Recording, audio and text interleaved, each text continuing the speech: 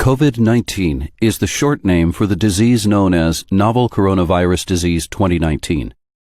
Coronaviruses are a large group of similar viruses. Some are known to infect humans, such as SARS-CoV and MERS-CoV. The one that causes COVID-19 is called SARS-CoV-2. All coronaviruses are named for the crown-like spikes that cover their surface, called spike or S proteins.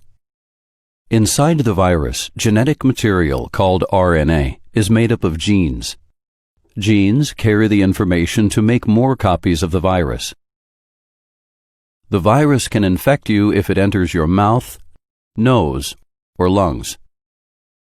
Inside your body, the S protein of the virus locks to a receptor on the surface of one of your cells. This can trigger the virus to enter the cell in a couple of ways.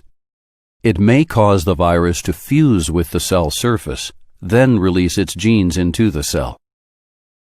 Or the cell may pull the virus inside by enclosing it in a sac. Once inside, the virus can fuse to the sac and release its genes. Next, the genes use a structure in your cell called a ribosome to make new copies of the virus. The new viruses travel to the surface of the cell. There, they leave to infect more cells.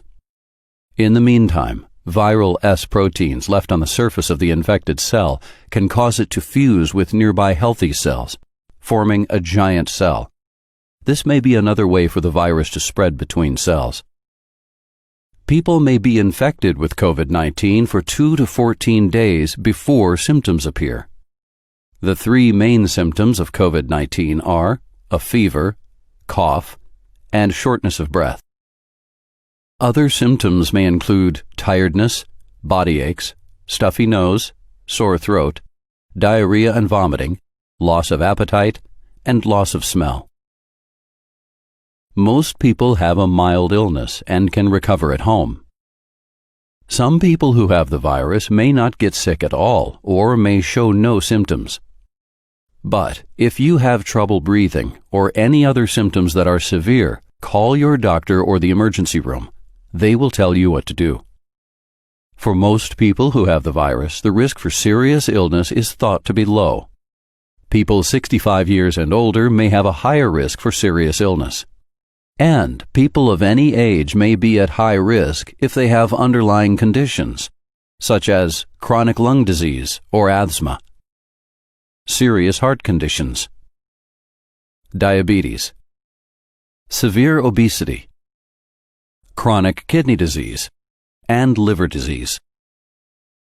High-risk groups also include people with a weakened immune system, including those on certain medications, such as corticosteroids, people in cancer treatment, and those with HIV or AIDS.